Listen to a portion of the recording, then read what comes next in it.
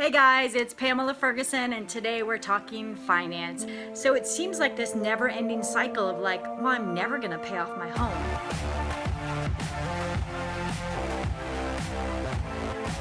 I just adore finance. It's a personal love of mine, as well as I do have a master's degree in business administration. So it is a personal love for me that I like to talk about, and I like to see if I can help people I know and out there in the world about it.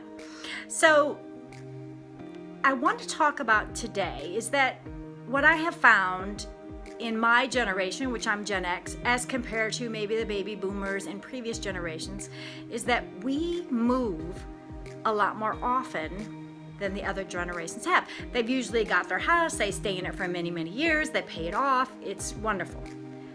However, I have noticed in my own personal experience as well, is that people are much more transient than they used to be. So people are staying in a job for 5 years and they're maybe moving out of state, or you're just moving for whatever reason.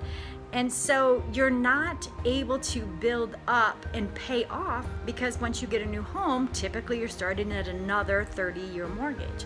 So it seems like this never-ending cycle of well, I'm never gonna pay off my home. Number one, you should ask yourself, I don't know, do I have to? Is it that huge a deal if I pay off my home? Number two, you can say, is it even the best for me financially to do so? What are the pros? What are the cons? I don't know. Should I do it? These are things that you need to ask yourself. In general, I would say, well, having debt is not good. There are two different kinds of debt, and that's installment debt and revolving debt. So installment debt is when I mentioned your mortgage is something that is for a specific amount of time, 30 years, monthly payments at, $800 a month, whatever it is. Versus a revolving debt is something that has no end date. So it'd be like a credit card, things like that are on a revolving. And another example of installment would be a car vehicle. So you have a loan for 5 years, at 6% interest, blah, blah, blah. These are all installment debts. So first of all, your goal should be to have no revolving debt. None. No credit card debt, none of those things. And you can watch some of the other videos I talk about on that, but that would be your first goal. So before you even think, should I pay off my mortgage? If you have revolving debt, I can tell you right now the answer is no, you should not pay off your mortgage, because I'm guaranteeing you, especially in the current market, that your interest rate on your mortgage is not higher than your credit cards. It's just not at us here in the, this time of the, our economy and where we are. But so no, if you have revolving debt, the answer is no, you should not pay off your mortgage or even your car, any of those things. You should not pay off your installment debt unless you have paid off your revolving debt. So that's number one. Okay, but let's say it is. Let's say you have paid off all of your revolving debt. That means you pay every single month on your credit cards. You don't owe anything beyond, you pay it off every single month, right? You have no extra outside that you don't pay. Well, then you have to evaluate, okay, well, should I pay off my car? All right, well, what's the interest rate on your car? And interest rates right now, especially on vehicles, are very low. My car is currently paid off because I have a 7-year-old car. So my car doesn't have payments anymore. But when I did, my interest rate was 0.9%. It wasn't even 1%. So I said to myself, well, I'm not going to pay 1 penny more on this car. Well, why? Why wouldn't you want to pay it off?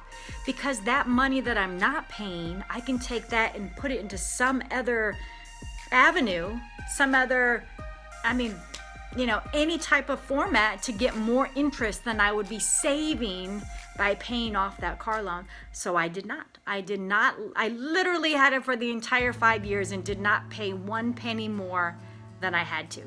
Now, an exception would be if you had, for some reason, maybe previously gone through bankruptcy or foreclosure or repossession, and so your interest rate was extremely high. That could change my answer. But you really have to look and say, well, okay, well, how much is my interest rate? Okay, can I put it someplace else and make more money? Or is it better for me to pay it down? So let's say your car payment is $417. If you've determined, yes, I need to pay this car down. That's better. The interest rate's higher. And let's say it's $417 a month.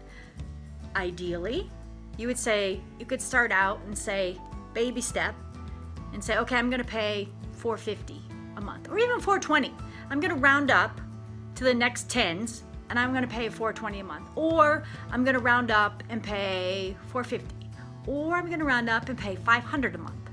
Or if you're really good, you can say, I'm going to just take all the extra money I have and put it toward there. Again, only if the interest rate is very, very high. I would not tell you to do that if a 0.9% interest.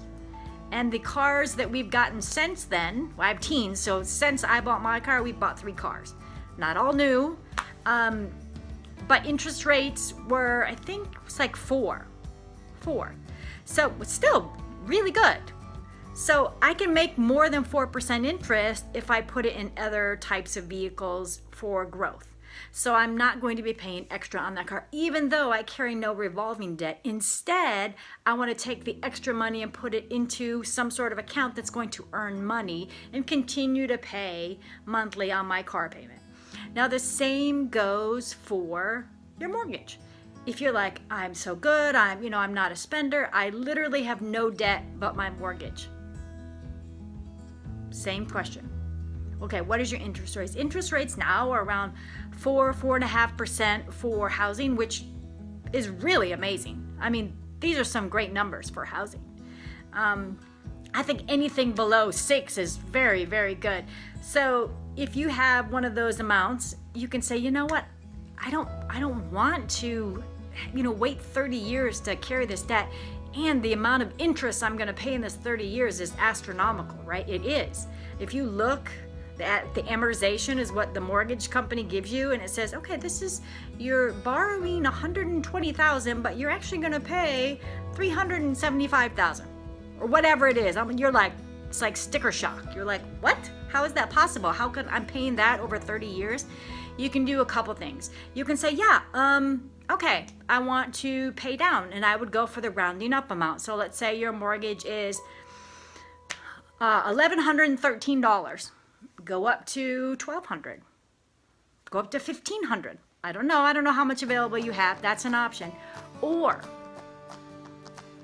even better, refinance for a 15-year mortgage. Refinance at a 15-year mortgage. There are lots of companies now where there's no cost to refinance. You have to just really search them out and find for your area. And that way it really condenses a lot. If you have no other debt and you are trying to focus on paying down your mortgage, that's an excellent way to do it.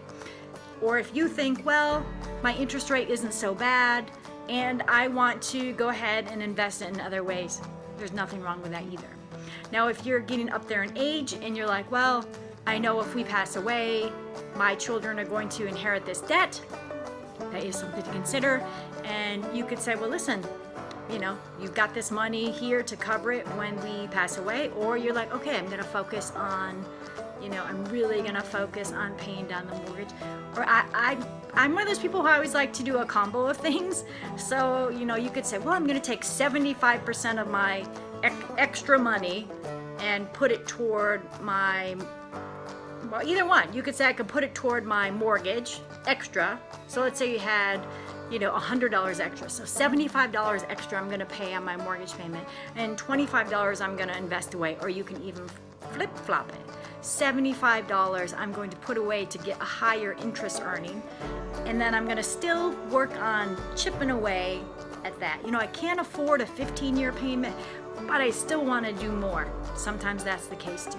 Sometimes the difference in payment from a 30 to a 15-year is a big jump, and you're like, yeah, that's too much. I want to pay extra, but I don't have that much extra to pay.